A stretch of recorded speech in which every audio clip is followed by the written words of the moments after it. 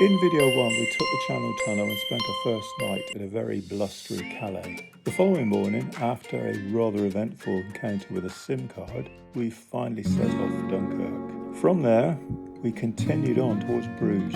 That was the plan anyway.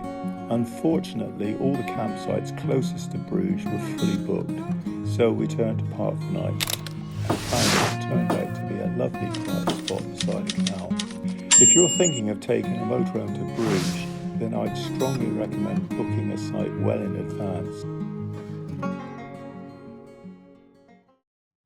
Right, so the van's parked up behind this massive shopping centre.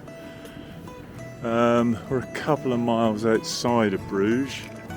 Couldn't get parking closer, so it's on our bikes time.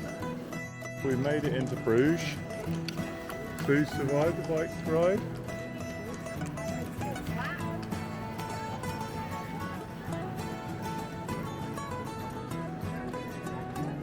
After cycling into Bruges, we locked the bikes up and set off exploring.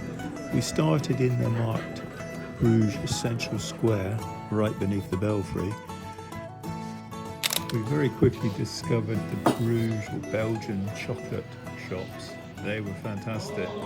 Sue kept trying to get me out of there.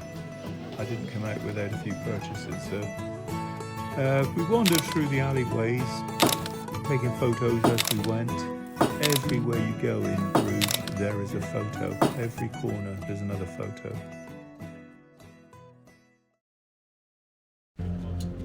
We decided that the best way to appreciate the canals was to actually get on one of the tourist boats. It was a bit of fun, and funnily enough, we had a drop of rain whilst we were on the boat, and that was the last rain we were to see for some time. As we move further south, you'll see that things got hotter and hotter. After a fantastic day and just wandering around and playing tourist, it was time to get back on the bikes and cycle out to the van at the shopping centre.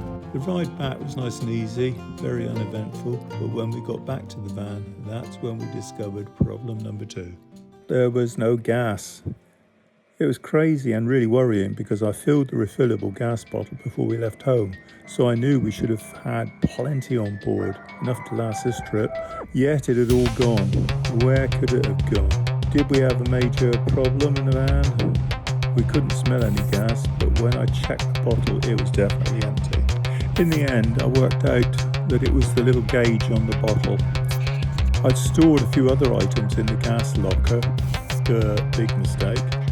While we were driving along, something must have been rubbing against the valve. Every time we hit a bump, it seems to have released a little bit more gas, until eventually the whole lot had gone. So I quickly took that valve off, reconnected the pipes, and the search was on for LPG. We had an app for finding petrol stations with LPG, which proved to be useless. I think we tried 4 petrol stations before we actually found one that did have LPG. The others were all meant to have it, but when we got there they didn't. By the time we found the last one, I was running around in a bit of a panic, not really knowing how to use the machine. Luckily, the really helpful and knowledgeable attendant came out from the garage shop and showed me exactly what to do. I had the right adapters for our gas bottle, so that wasn't a problem.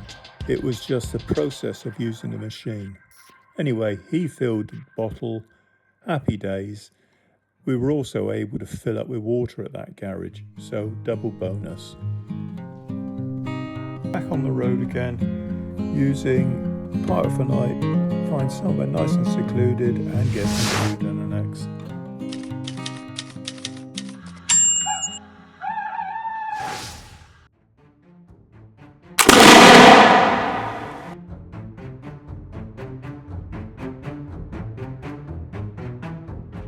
Waterloo is one of the most famous battlefields in history. It was here on the 18th of June 1815 that Napoleon met his final defeat.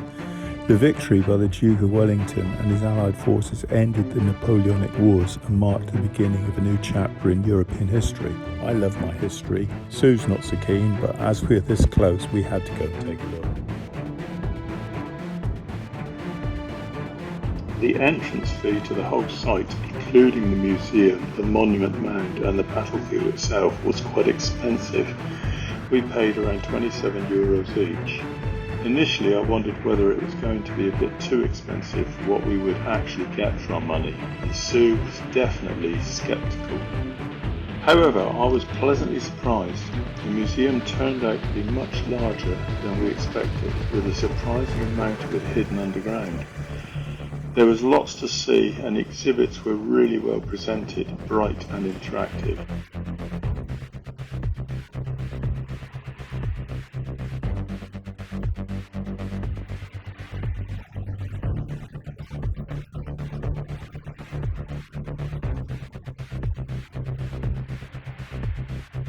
Well, this was going to be a challenge.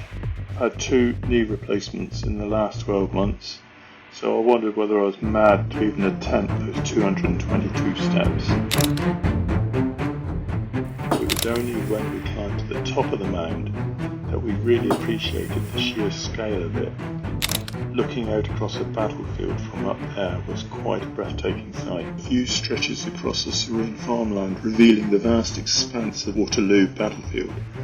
Around 190,000 soldiers took part in the fighting, with more than 45,000 killed, wounded or missing by the end of that single day.